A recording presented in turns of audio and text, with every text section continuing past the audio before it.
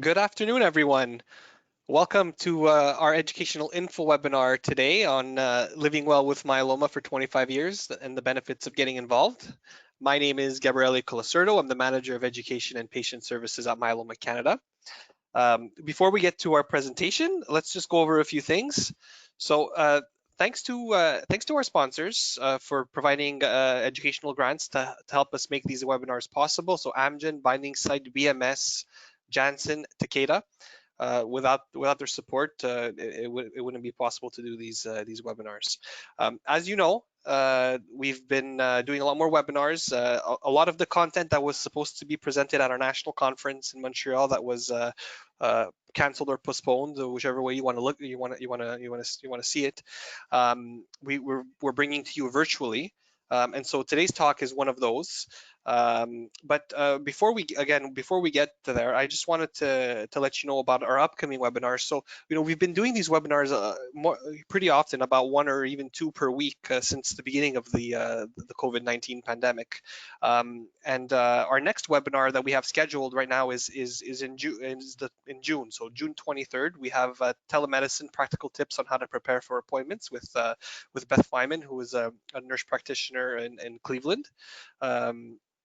So that doesn't mean that's going to be the next webinar. I'm currently working on getting a research update organized, so it's possible that we have a webinar before June 23rd. So please do stay tuned with our newsletter, and we'll make an announcement on that. And so some of you, if you do know, there's some major meetings happening, medical meetings happening this week and next week in Chicago and in Germany, or that they were supposed to happen. They're now virtual events, and so a lot of new research is going to be presented there. So I'm working on getting a presenter for to do a webinar for us. After that, that same week, we have another webinar, June 26th, on drug interactions in myeloma and how to avoid them. So a clinical pharmacist, Al Harith Mohammed from Hamilton, will be telling us about drug-drug interactions and drug-herb interactions, and how to avoid them, essentially. So next, all of our webinars are recorded and added to our YouTube channel. So youtube.com, in the search bar, if you type in Myeloma Canada, whether it's on your computer or on your tablet or your phone, type in Myeloma Canada, you'll find our channel, but it'll be one of the first links you'll see. If you subscribe to our channel, you'll get a notification every time, or you'll also see it in your feed every time that we add a new video. So that's a good way to stay up to date with all the new videos that we publish. From our website, myeloma.ca, you can also access these recordings on the menu bar at the top. You click on resources. The menu will open up. Clicking on educational videos, that'll simply redirect you to YouTube on our right on our YouTube channel. So you'll be able to see our videos there. Lastly, how do we ask questions? So everyone on their GoToWebinar software, whether it's on a computer or on the phone or on the tablet, has a questions function. So it may not look, if you're on a tablet or on a phone, it may not look exactly like this, but essentially it's the same concept. You have a questions button or a questions section that will open up. You type in your question, you send it to me. At the end of the presentation, will ask our presenter the questions. We'll have a discussion back and forth. So please do send in your questions during anytime during the presentation, and I'll make sure to get it to our presenter at the end of the presentation. So without further ado, I'd like to introduce to you our guest speaker today, Yelak, who is a patient advocate. He is also a member of the board of directors at the International Myeloma Foundation, and currently resides in Arkansas. Yelak, thanks so much for taking the time for us this afternoon. Gabriel, thank you for having me, and thanks for Myeloma Canada for inviting me. It's our pleasure. And, okay, I think I now have potentially control of the slides. Yes. Okay, perfect. So the picture on the, so hold on.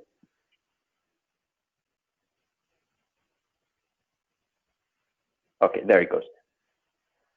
There's a few seconds of delays, and that is due to my potential internet connection.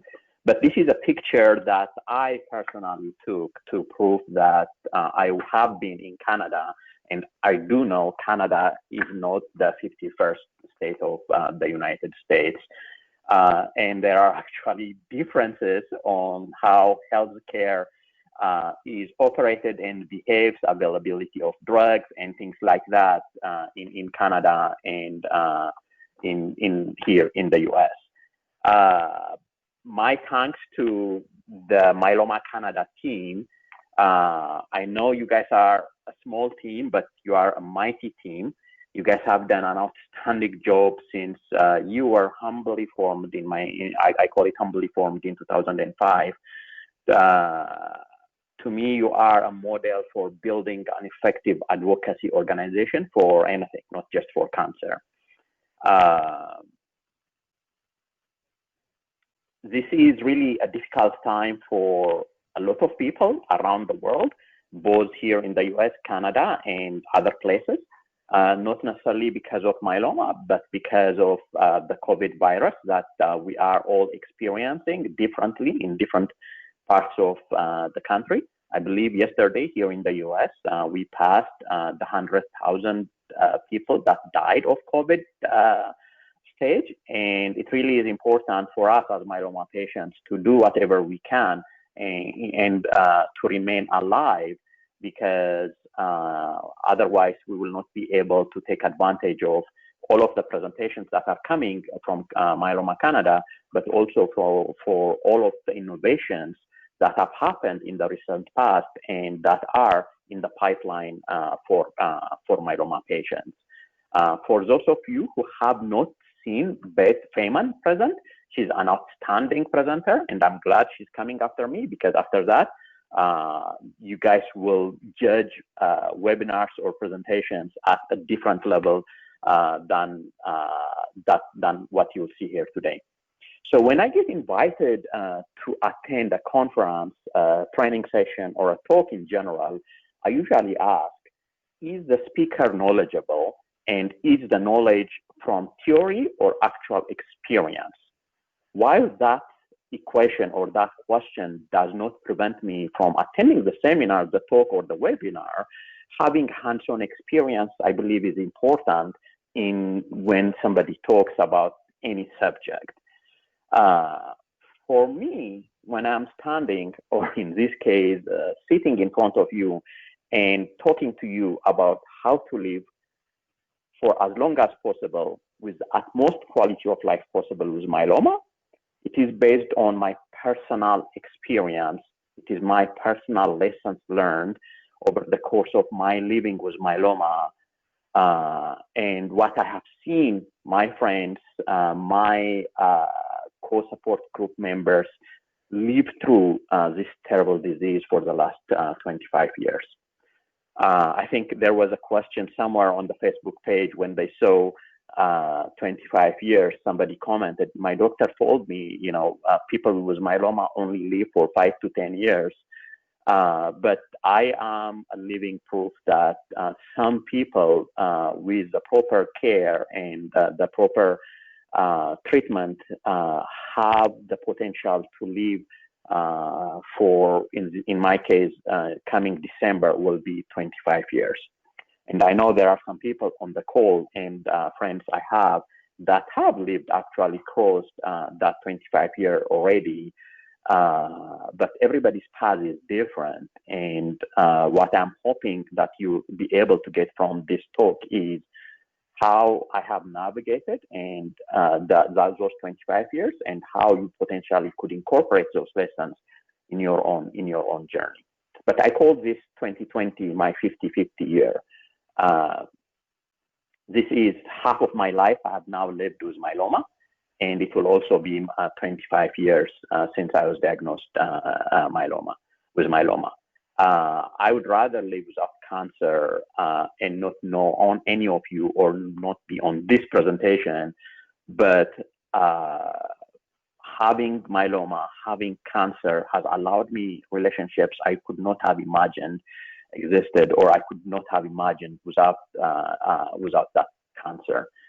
It has showed me or taught me skills I leverage in my other life, whether it's leadership or building relationships or learning whatever other skills that I needed to live my life as well.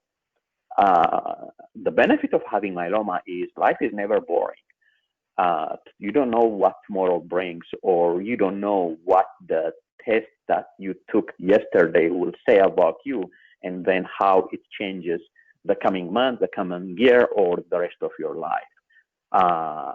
And it has me personally given me a sense of purpose as I live longer and longer with myeloma. I want to give back to the community. I want to give back to other cancer patients and myeloma patients that are starting their journey and navigation. One of the things that I get asked is, when you were initially diagnosed, were you smoldering or were you MGUS? And you were not symptomatic, and as a result, you did not have any treatment for a long period of time? Or how is that you were able to live this long? Day one of my diagnosis, as one of my friends called it, I was a really sick puppy. I did not go through MGUS. I did not go through smoldering myeloma. I did not go through what, at least knowingly, through not having any symptoms. I had at that time, and I still have IgG lambda myeloma. My bone marrow had over 70% plasma cell involvement. My M spike was over 3 grams per deciliter, and I had numerous lithic lesions from head to toe. And at that time, I was diagnosed with stage 3. At that time, it was called the Drury-Salmon staging. I think it is still called that, but people don't use that staging that much. I know I threw a lot of acronyms at you, but that's kind of on purpose. This may not be clear to you, especially if you are newly diagnosed or early in your diagnosis, but over time, you really need to know the stage you're diagnosed at, the type of myeloma that you have, how your myeloma manifests itself, and all of that. My story has like 3 parts, and I'm hoping I don't get to the third part for a really long time. I call the beginning, the middle, and the end part. And in my head, and I hope the end is not going to come for a really long time. The beginning is when I was diagnosed, what my symptoms were, what type of myeloma I have, what risk factors I have, were all the beginning.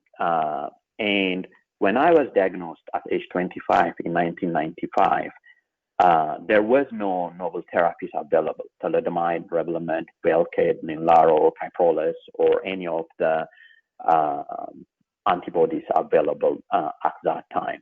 I had what was called VAD, vincristine, adriamycin, dex, alternating that with Cytoxan, vincristine, adriamycin, dex for a period of 6 months. And that put me in a remission that lasted for about 5 years. And then the novel therapies became available, and I started them through various sequences, as you see here. In the middle, it really is important for me and also for you as myeloma patients, newly diagnosed or relapsed or later stage, what were your treatments, or what are your treatments? What are the results, and how do you keep track of them? What are the side effects of the myeloma as well as the treatment? What tests are you taking or have you taken, and what tests do you use to monitor the response, the relapse, or the progression of your myeloma? And not all tests are effective for everybody. For me, measuring my M spike, my bone marrow biopsy, and this thing called PET-CT has really been very effective in monitoring my disease and disease progression, but also the response that my myeloma had over time. But what is important, or I should say as important, is knowing what is your quality of life expectations from myeloma. As far as I know, and as far as the data shows, myeloma is not yet curable. It is highly treatable, and people tend to live longer and longer with the proper treatments, but there are quality of life compromises that you end up having to do over time. It is really important to know what those quality of life expectations that you have for yourself and for your family is, so you can actually articulate that to your healthcare provider. And what do you want out of treatment? If you are not able to get cured, are you wanting to minimize pain? Are you wanting to minimize your M spike? Are you wanting to minimize your bone lesion? So having that honest and open conversation with your doctor is really, really important. And I'm going to double click a little bit on this one so I can share with you my experience over the last 3 years or so.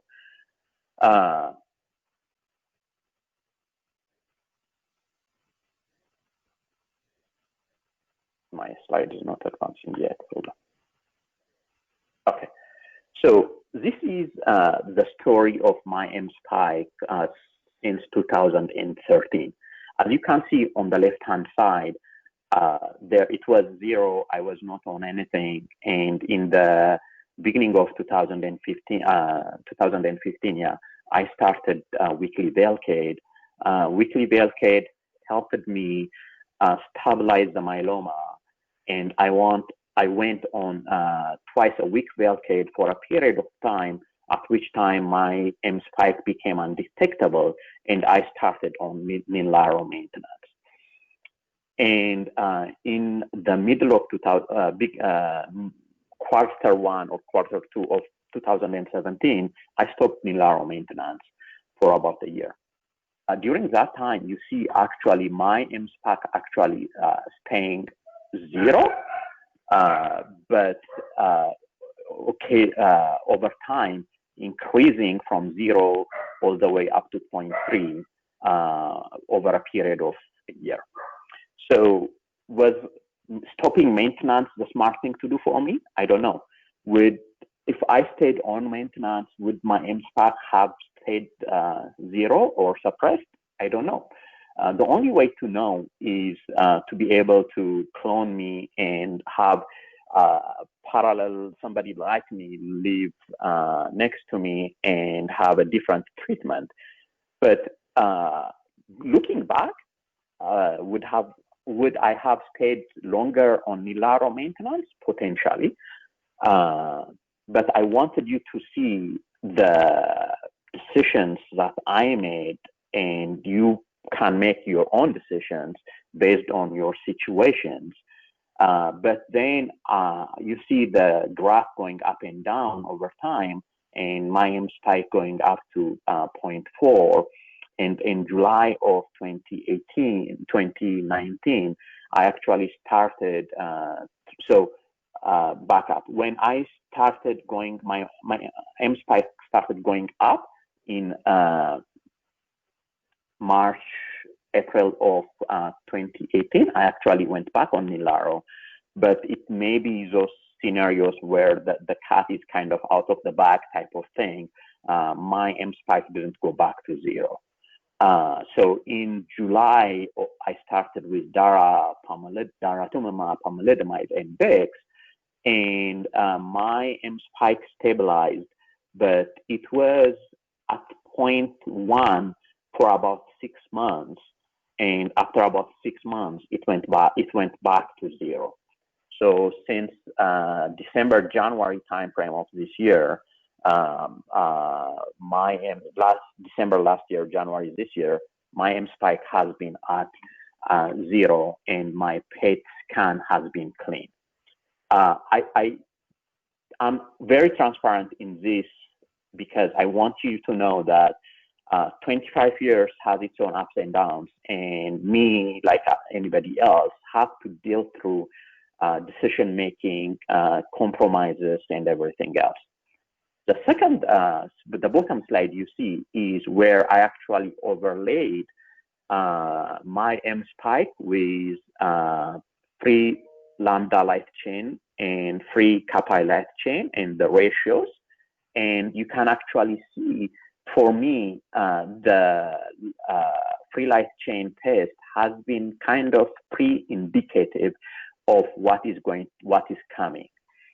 While my M spike actually did not go up until about March, April timeframe, you can see that my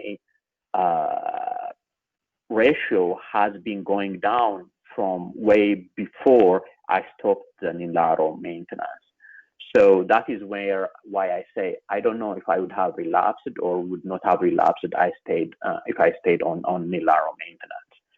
But what's really interesting is after I started the Darapom treatment, you see how the behavior of the graph changed significantly. And it is crisscrossing, right?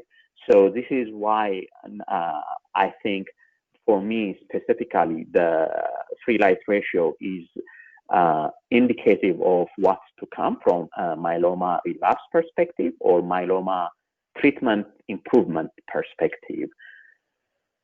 And if you guys have any questions on that, you can ask on the call, on the system, and Gabriel will be able to tell me what's going on later on. But the other thing I want to make sure people are aware of is, in addition to the M spike and the free light maintenance, I also monitor other blood tests, the platelet, the white blood cell, and the absolute neutrophil counts, and also the PET scans. What was interesting for me is I go to Mayo Clinic for my specialty treatment or my specialty doctor. My local hematologist oncologist, if we do a PET scan here locally and send the PET scan to Mayo Clinic, directionally they interpret them similarly. But when you actually look at them line item by line item, the interpretations are a little different. Also, when I do my lab test at LabCorp or at the Mayo Clinic, the results are a little different. The important thing at the end of the day, in my opinion, is staying consistent and actually having a myeloma specialist to help partner with you as you move through your cancer journey. As I mentioned earlier, I'd rather not have cancer and not be here. But I also understand this year in the US, there will be over 30,000 people that will be diagnosed with myeloma. Today, actually, there will be 88 people that will be diagnosed with multiple myeloma. It is really important to understand that myeloma is not our fault. We don't know what we were given or why, in some cases, we have it. It could be you are the lucky that got myeloma. But it really is important to be able to live through and be able to explain myeloma not only to yourself but to your friends. But it's really also important that even if it is not myeloma, even if it is not cancer, there is a path that every one of us go through from birth to death. As far as I know, nobody escapes Earth alive. So over time, my philosophy of treatment has changed to be not looking for cure, but also to looking for the most effective treatment with the least side effects that is most affordable for me, that is going to pass me to the next best treatment that is available. while maximizing my personally defined quality of life. This is important because quality of life, as I mentioned earlier, is one of the give and take that we'll have as we go through the various aspects of our treatment.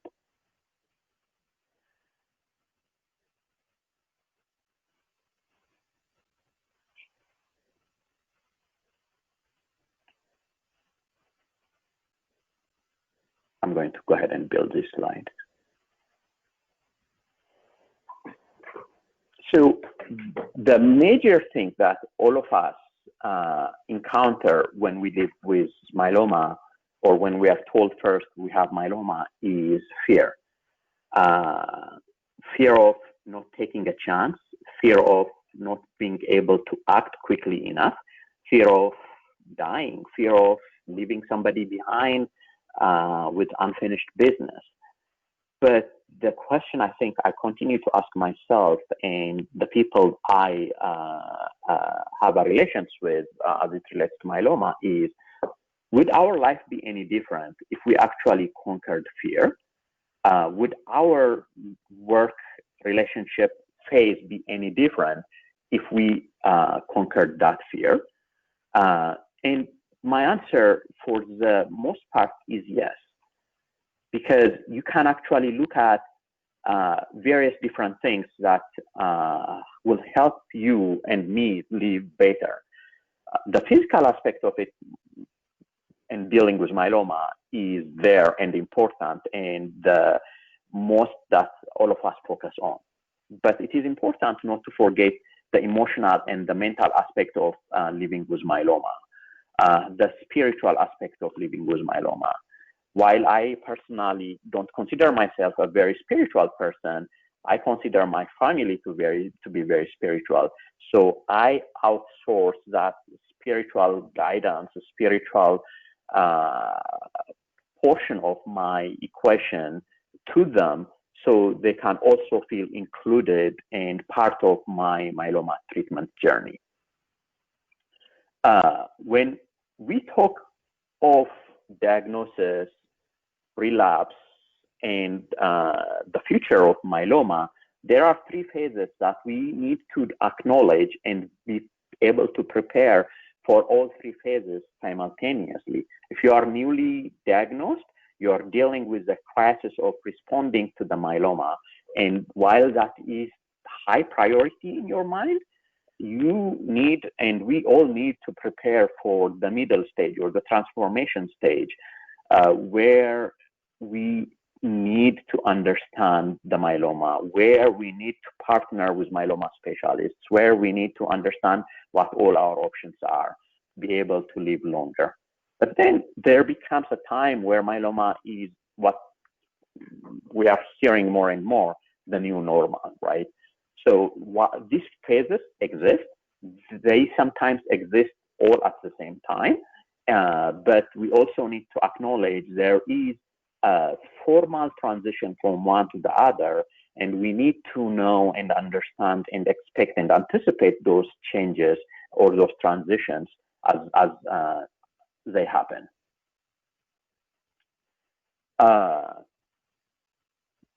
The title of this talk is how to be engaged or get engaged.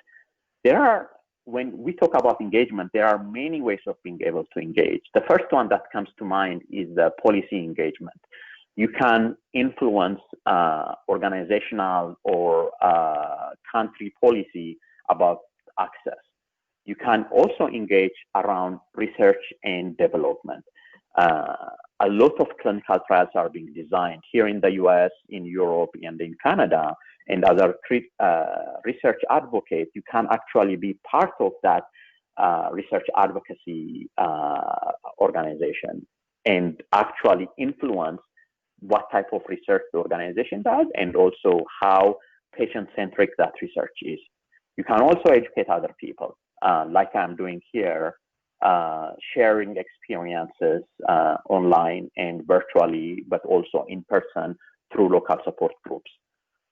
You can participate in medical activities Gabriel mentioned ASCO. There is the Global Myeloma Action Network. There is European Hematology Association. So you can consume, but also contribute to those things.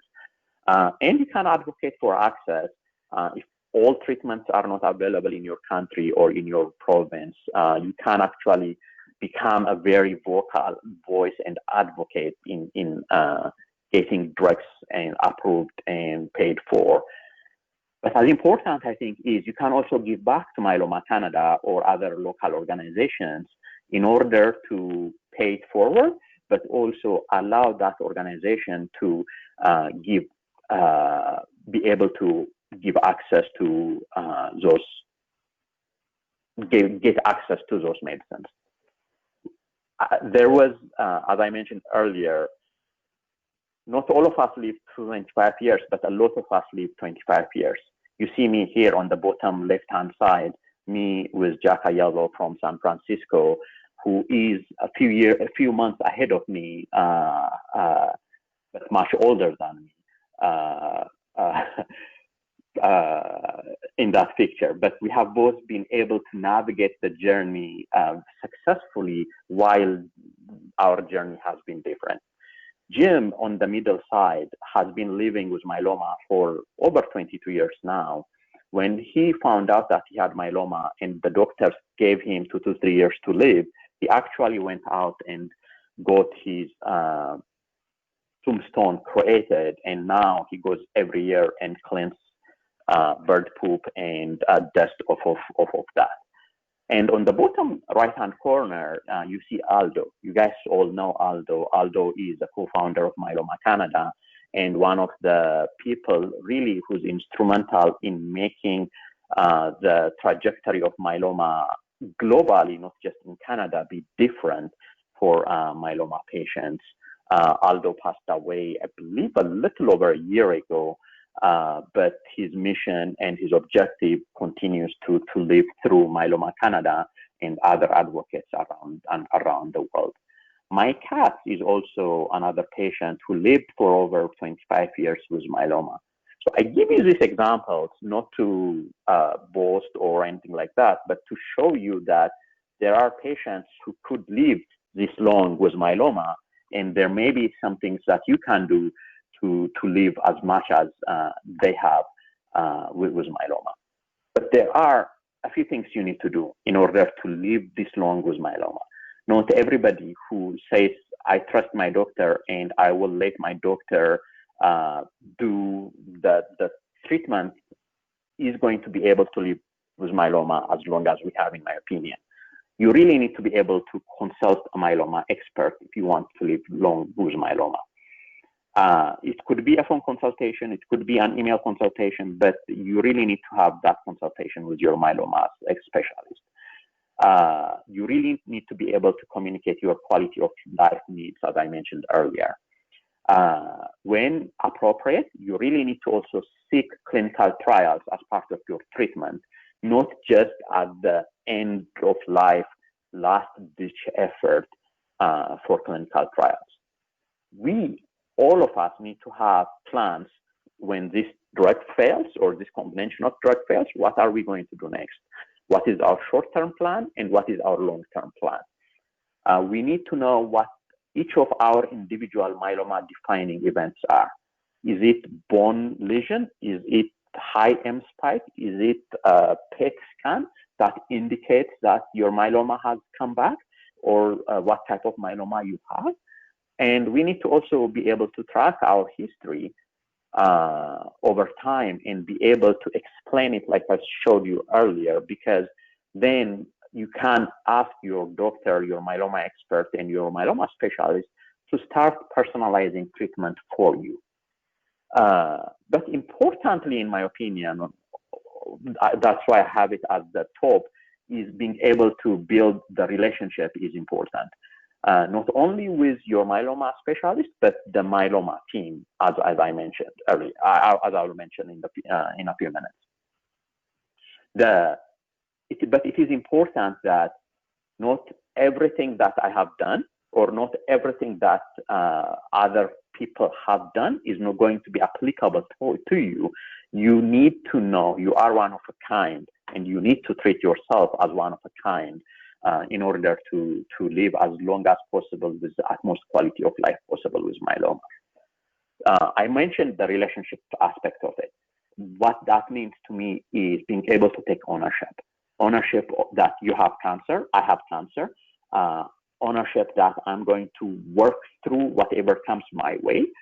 And when it is time to let go, I will let go. But until that time comes, I am going to do whatever I can to live as long as possible with myeloma.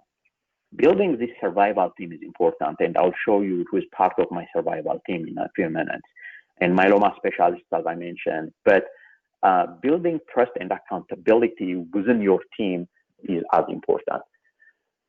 Relationships are important, but building knowledge is important.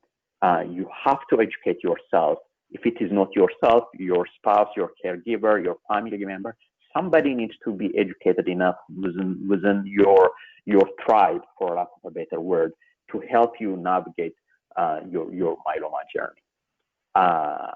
Know your options and know that they include clinical trials as well. The bottom part is important to me, the response portion of it. When you have myeloma, as I mentioned earlier, all our lives changed when we were told that we have myeloma and we have to deal with it. But there are choices that we have to make throughout our myeloma journey. Myeloma will knock us down one way or the other, and we have to intentionally choose to get up and knock myeloma down in response, if you would. We have to choose to get up. We have to choose to fight the right battle. Not everything is worth fighting, like in any relationship. So that relationship you have with myeloma needs to be listed or enlisted as such.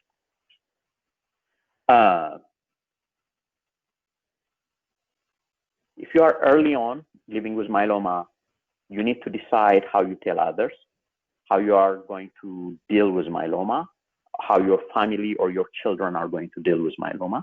Some people have chosen not to tell their children early on, others have. But you need to intentionally make that decision as you live with myeloma. As a caregiver or as a myeloma patient, you need to decide how much help do you need and how much help are you able to receive. There are some people who don't ask for help, or even help is given, they don't take help from somebody that is wanting to help them. So that is an intentional decision that you have to make. And this may change over time, but it is important to have that conversation with your caregiver as well. How much care is your caregiver able to give in your journey with myeloma, in your family's journey with your myeloma? What will you do during hospitalization? Especially now, during this COVID crisis, I know people that are in the hospital and cannot get visitors for fear that they may give COVID to the patient or to other patients within that hospital or to the doctors.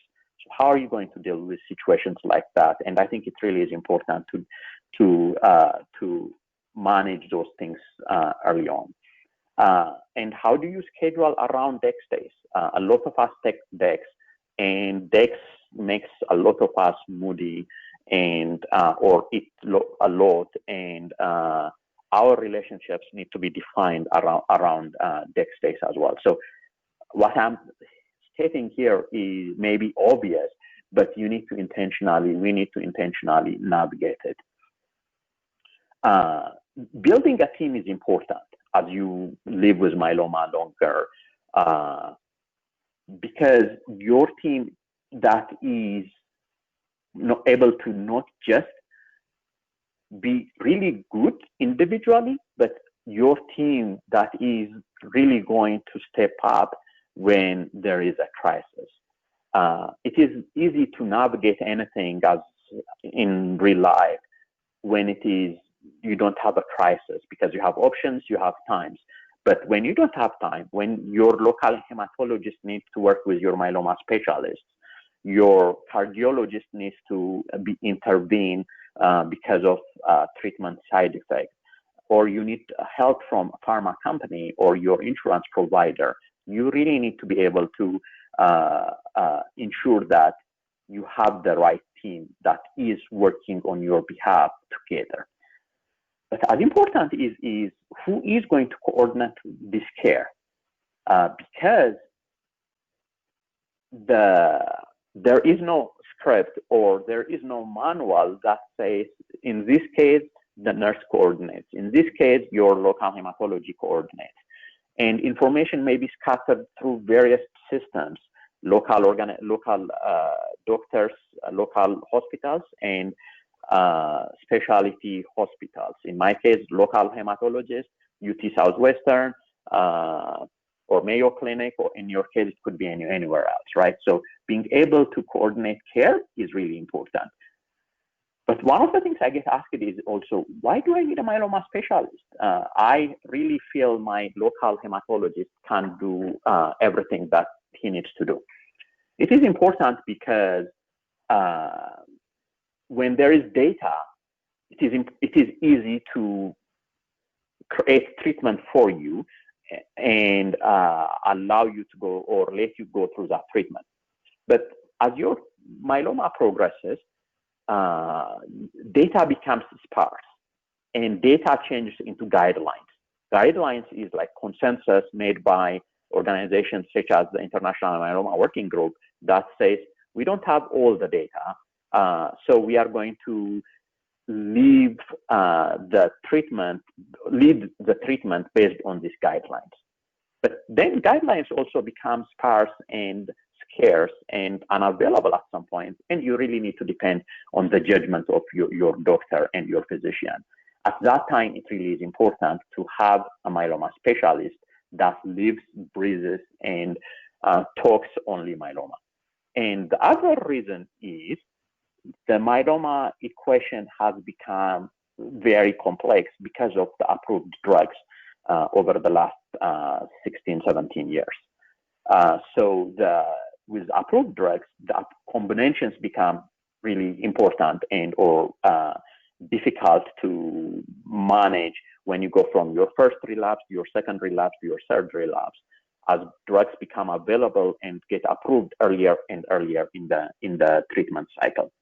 You also have to decide, am I choosing a myeloma doctor or am I choosing a myeloma center? Because it's different. If I mentioned to you that I go to Mayo, is going to Mayo Clinic enough for me, or do I want a specific doctor within Mayo Clinic?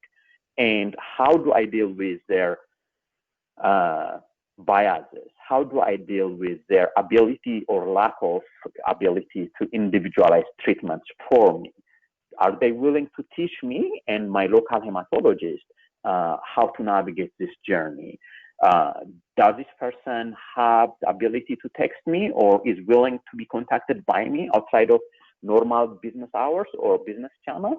All of that is important because, as I mentioned to you earlier, the relationship you end up building is what helps you thrive as you live with myeloma. I'm going to take a couple of minutes, and I'm not sure how many questions we have. Then we can focus on questions. One thing I didn't mention, or I may have missed mentioning it earlier, is stem cell transplant. I personally have not had a stem cell transplant, although I have went through multiple treatments. The question I ask at each treatment is, will I live longer because of that treatment? Would I have a better quality of life as a result of that treatment? Or is it worth putting my life priorities on hold as a result of that treatment? For me, in 1995, in 1996, when I was finishing graduate school, the answers for this were not indicative enough for me to have a transplant. So I opted out of doing a transplant. The challenge with transplant, actually with any treatment, is would I be the person who is going to relapse early from that after taking that transplant, or would I be the person who's going to relapse late from that treatment? In my case, from that transplant. The answer clinical trials would give us is, on average, this will happen if you are on this combination of treatments. They are not able to give you your personal fingerprint and tell you, because of XYZ reasons, you, Yelak, are going to relapse late. So you benefit from having this treatment. And so that is where that judgment of your physician, the guidelines of the collective physicians is important in as you deal with myeloma.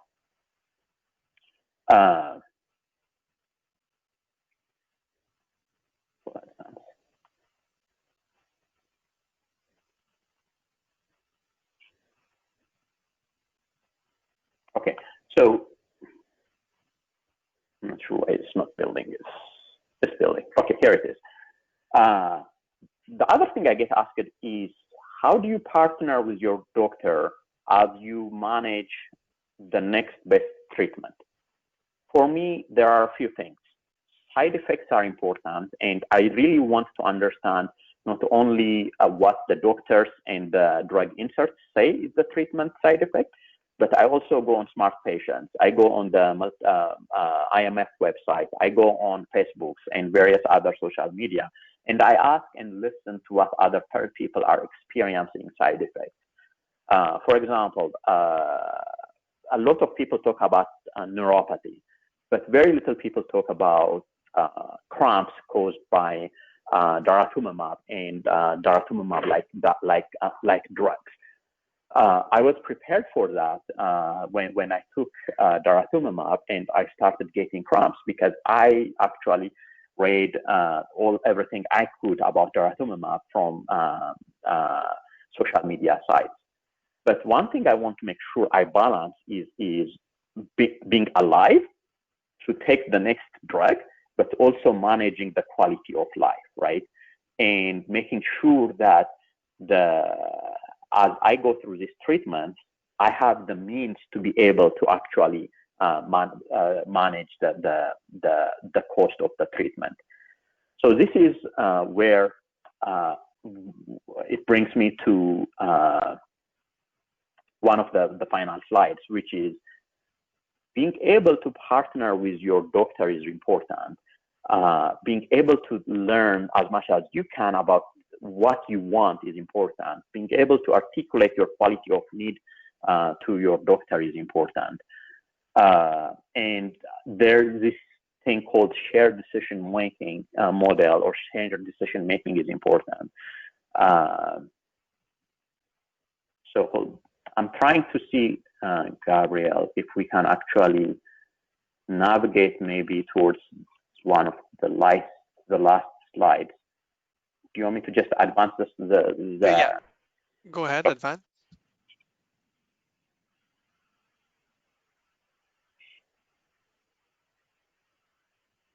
And I will make this slides available to all of you, and you can look through them as well. But here is one thing I want to make sure that we are all aware of. While I was sitting at my cancer center a while back, I heard the bell ring and I looked. Somebody finished their treatment and they were told that they were cured and they can go home and be monitored as a survivor. For us myeloma patients, there is no finish line. Very few of us actually ring the bell of cure, because we are waiting for the other shoes to fall on from the sky. What I think we really need to do is celebrate small wins. I finished this month's treatment. My M spike has gone down, or my M spike hasn't gone up. So it is really important to be able to celebrate each of our wins. It is important to also be able to remove yourself sometimes from the dance stage and go on the DJ stage, if you would, so you can have a bigger look, or a more clearer look of what you are navigating, where the landmines are, where is land, and what type of relationships do you need to build, and how are you equipping yourself with knowledge. One of the things that I heard Dr. Paul Richardson from Dana-Farber say is, in the absence of the mongoose, we need to keep the snake in the bottle. So what that means is we have, as myeloma patients, need to always be vigilant. It doesn't mean that we are in remission, that we should stop thinking about myeloma. We need to take a break from myeloma once in a while, but it really is important in my mind, while avoiding to die, we don't forget to live. Gabriel, that is my presentation. Thank you, Yelak. Very inspirational talk. I think I'm getting a lot of comments here that I really appreciate you sharing your story and your advice on and how you were able to live long with myeloma. Before we get to the questions, I just wanted to give a little clarification for the Canadians that are on the webinar here. When we were looking at M spike or the M protein, we were looking at 0.3, 0.1. That's because the units are in deciliters, grams per deciliters, and that's the units that are used mainly in the US. And in Canada, of course, we use grams per liter. Therefore, something like 0.3 grams per deciliter would equal 3 grams per liter in Canadian terms. So that's just a clarification for the Canadians on the call. The other thing is someone here is asking what are MDEs, so myeloma defining events. Yelak, would you like to maybe just expand on myeloma defining events or? Yeah, so that's the question also you guys should ask Beth when she comes to speak to you sometimes next month.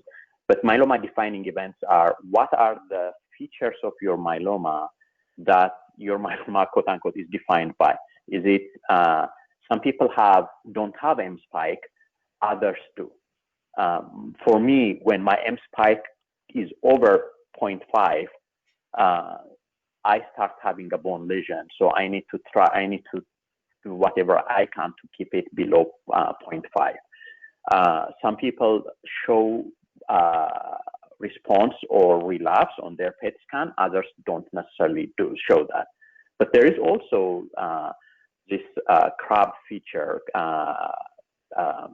creatine, bone pain, and a few other things that people look at to say, okay, how are you doing as it relates to your CRAB features? Awesome, thank you, Yelak. So the other thing we have here is someone, I guess, was a bit late to the webinar. If you could just remind everyone what your myeloma type was or is. IgG lambda. IgG I lambda. do not have cytogenetic, high-risk cytogenetic features. At that time, in 1995, 96, they didn't have those cytogenetic feature measurements, but during relapse, when they looked at it, I do not have cytogenetic features. Thanks for clarifying. Cytogenetic features, sorry. Yeah. Okay, thank you. So the next question we have here, I guess it kind of goes back a little bit, and so we saw that of course you're very involved with the myeloma community, the international myeloma community through the IMF and also the IMWG. So how did it all start? How did you get involved? Did you meet someone? Were you at a meeting? Like how did you get involved? And what was the catalyst that got you started into where you are now? I consider myself a non-willing advocate, for a lack of term. The reason being, I started getting engaged in the local support groups. When I was first diagnosed, my wife and sister-in-law found a local support group in the Dallas area, and they told me I needed to go. I said, I don't need to go to a support group, and but they kind of forced me. And once I saw people there, everybody looked normal, and most people acted okay, and nobody was crying. And so I said, oh, this is not bad, actually. It is a way to get away from my wife and sister-in-law and come to this support group. And so I started getting engaged and becoming active in that local support group. And over time, I represented our support group in the IMF yearly support group leaders summit.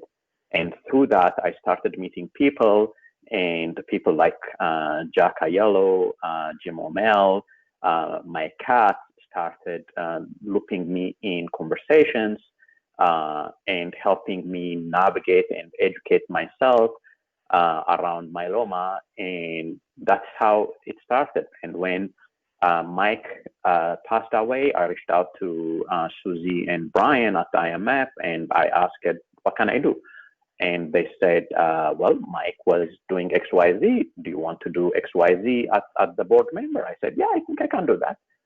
And then through that also, I became involved in the ECOG, Eastern Cooperative Oncology Group, and became the patient advocate there. So slowly, I started getting involved with local and international organizations through that. Thank you. We have a question here that says, being diagnosed at such a young age, what were the circumstances on your diagnosis? I guess the question kind of is asking, like what was your life situation like at the time? What were your considerations? Yeah, I blame my wife for my cancer, and also living as long as I have was cancer. She's responsible for that. I was going to graduate school, and I had a coughing that wouldn't go away for about 3 months. One day, my wife said, "Please go to the clinic and get it checked out. Otherwise, don't come home." I went to the clinic, and they said, you don't have pneumonia, because she suspected I have pneumonia, and I was going to just drop dead of pneumonia. You don't have pneumonia, but you are severely anemic, and you need to figure out why. I was at school. I had very basic insurance, and I just opened the page, and I said, I will go to this doctor. And I went to that doctor, and he said, I suspect 3 things. And give me blood, and I'll call you in a few days. He called me 2 or 3 days later at the place where I was doing internship, and he said, hey, Yelak, you have this thing called multiple myeloma. It is not curable, but it is highly treatable. Come to my office, and we'll figure out what the next steps are. So that is how this whole journey started. So even 25 years ago, the doctor told you that it was highly treatable. Isn't that interesting? He didn't tell me it was cancer, and he told me it was highly treatable, and it took him 3 days to figure it out. So that's why I say I am a lucky person. I am unlucky to have myeloma, but I was lucky that I found that doctor randomly. That my wife told me I need to go get it checked out. But also I was paired with that doctor and my myeloma doctor for about 17 years before he retired. So yes, it's how you start your journey and the mentality that your doctor puts in your head and what you choose to latch on is important. Agreed. So we have two small questions, but we're almost at the end of the webinar. So do you have a bit of time, a bit of flexibility? I do. Yeah. Okay, awesome. So the next question is, well, we know you're not a doctor, and so it might be hard for you to answer this question, but let's try anyways and see some insights that you can give us. You know, the big hype in the cancer world is CAR T cell therapy. So what's your thoughts on CAR T cell therapy? What can you tell us? What have you learned about CAR T cell therapy from the the networking that you do and the people that you talk to? CAR T cell is the next major leap in the treatment of multiple myeloma, in my opinion. But unfortunately, it is not the cure that we thought it was when we were hearing the hype about CAR T a year and a half, 2 years ago. I know people personally that have taken CAR T and have responded beautifully for 12 to 16 months, but are no longer with us because their myeloma became uncontrollable after that. But what is really important, so when you look at CAR T and you think of CAR, like the vehicle car, this is like the first vehicle when Ford went from the horse to the four-legged car, however you want to call it. And now you have seen many evolutions of that car. That is where we are with CAR T. CAR T's treatment, CAR T formulations are evolving. They are not only going from leveraging and using your own cells to what they are calling off-the-shelf CAR T cells. So over time, they're tweaking them, and I have high hopes, not necessarily as a curative, but as one of the many drugs that would be available for myeloma patients, especially since CAR Ts, as any drug, are being tested on what they're calling late-stage myeloma. When you start pulling them forward into early-stage myeloma, their effect and improvement in the myeloma outcome may be significant. Yeah, of course, really good points. I think from the just now the meetings that are going to be happening this weekend and next week, we're going to learn a lot more about CAR T cell therapy, and surely improvements have been made since we last heard about them at ASH in December. And yeah, moving them higher up in the treatment landscape, of course, that'll do, hopefully one day, it could potentially replace stem cell transplant, and have better results than a stem cell transplant. Who knows? So, but I know that's the idea, right? Yeah. Now the last question, Yelak, and this, it might be, I don't know exactly how to phrase this question, but you did talk about having a plan, and that you're currently on Dara Palmdex, and so the question, I know it's a complicated question because I'm sure it evolves and changes. Mm-hmm. So what's the next plan, and what I know you talked a little bit about weighing the pros and the cons of and deciding on when designing the plan. So can you maybe just take us through what your what your plan today is for the future, and and how likely it is to change between now and whenever you might have to go to that plan? Yeah. So I have thought about that a lot, Gabriel. I have friends that have been on, for example, Velcade maintenance for over 10 years and on Revlimid maintenance for like 15 plus years. And is this the treatment combination that I will be on for a long period of time? I hope so, but I don't know.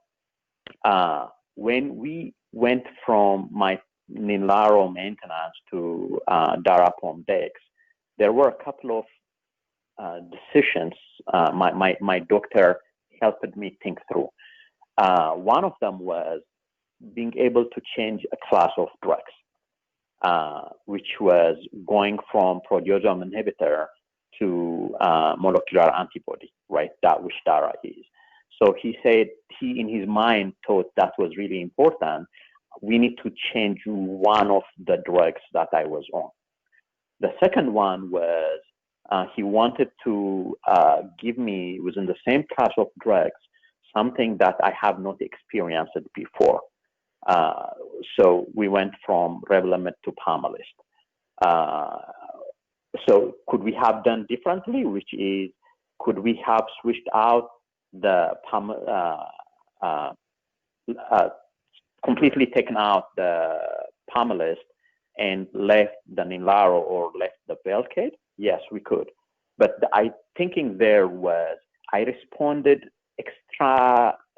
extremely well to proteasome inhibitors, and he wanted to save the Kyprolis or going back to the Velcade option down the line. So the two things to summarize were changing one of the drug classes. The second one was exposing me to something that I haven't been exposed before. And the third one was significantly monitoring the progress that we were having in that drug. For example, I only take Dex for data from Dex the day of I am on DARA.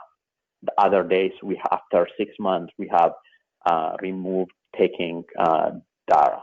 I did not start with 4 milligrams of Pomalyst. I actually started with 2 milligrams of Pomalyst.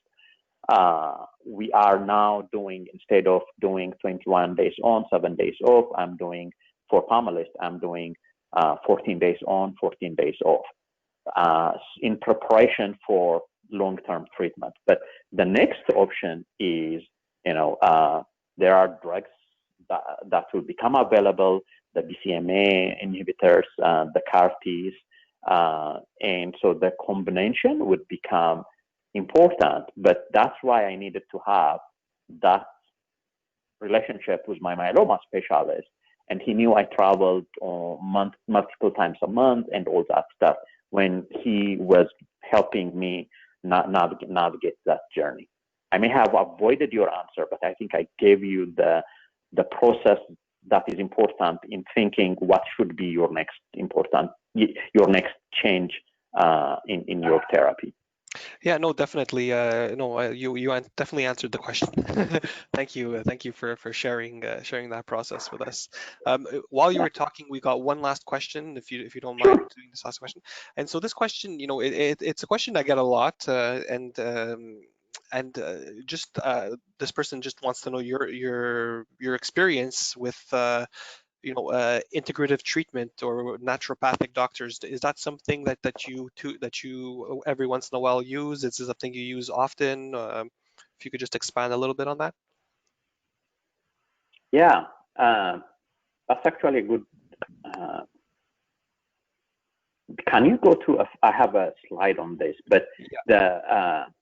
You can leave it, and I'll talk through it. Okay. I get asked alternative therapies. Should I do alternative treatment for myeloma? My answer is do alternative therapies for myeloma if you have no plan to live long. But if you actually are planning to do what you are saying, integrative or complementary therapies, absolutely, yes, go for it with the help of input from your myeloma specialist, your myeloma doctor. Because to me, that should also include not only your physical well-being, but also your emotional and mental well-being and your spiritual well-being as part of that integrative complementary therapy. In addition to, if you are going to eat only organic foods or foods made from this part of the world or whatever that choice you may end up making as part of your complementary integrative therapy, don't forget your emotional and mental and spiritual aspects of your journey as well. But I advise strongly against alternative therapies, but absolutely fine to do complementary therapies. Thank you, Yelak. And and we're getting a few more questions. That's fine. I have time. So this person here is asking, stem cell transplant. Could it one day be an option for you, or is that off the table? No. Every time actually I go to my doctor, he reminds me, hey, Yelak, do you remember those stem cells that you have stored? You still have them. Do you want to use them? So no, stem cell transplant absolutely is not off the table. It continues to be part of the equation that we have, and actually something that I may end up using, but I haven't had to use it yet. But they continue to be stored, and I continue to make sure that if I needed to collect for a future transplant, I also have the means to be able to collect for future transplants. It's a good weapon to have in your back pocket, that's for sure. Yeah. I mean, why would you get rid of or decide against a cannon you have against the enemy, really? Mm-hmm. Definitely. Yeah, well put. Um, so right now, the last question we have has to do with medication and diet. What do you do any meditation or spirituality and diet wise? Is there anything specific or special that you do? I need to do better. And my wife is around, so I don't want her to hear because she may end up making me do it. But I need to do, or I think we all can do better around balanced diet, eating healthy. My experience has been, if I like it, I will stay on it longer. So I don't want to force a diet for 3 months or 6 months and then get off that diet and go back to my old reckless habits. Do I occasionally eat French fries? Yeah. Do I occasionally eat unhealthy foods? Absolutely. I think to me is being able to maintain long-term balance is important in this journey. From spirituality perspective, I don't consider myself spiritual. I do consider my family to be spiritual, and I let their blessings and their prayers flow through me. Yeah, well put. So with that, Yelak, I think we're at the end of the webinar. We don't have any more questions, so I want to thank you again for taking the time to join us today. I, having someone being able to share with us, what they've been through and their experience is something that you can't put a money like a monetary value on something like that. It's invaluable information that you provided to everyone, and everyone is very much appreciative. As I mentioned, the this presentation is recorded, so it'll be on YouTube. You'll be able to see the slides. If you have issues finding the recording, please do email us, and I'll be happy to send you a link to that recording. I do see some people saying they would like the slides, so that I want to make sure. So Yelak, thanks again. Your presentation was fantastic. I wish you a great rest of your afternoon and evening, and I hope to see you once all this COVID-19 is over. I hope to see you at one of our next international meetings. I'm wearing the Vancouver hockey team jersey as we speak here, so I hope to wear it someday back in Vancouver. Yeah, we'll definitely would love to have you in Vancouver for a future event. So, right before we end off, I just want to remind everyone on our next two webinars, June 23rd, telemedicine practical tips with Beth Feynman, who is a nurse practitioner, and also we have a pharmacist talking to us on June 26th about drug interactions and myeloma and how to avoid them. So, with that, thank you everyone, and goodbye. Thanks, Yelak. Thanks. Bye-bye.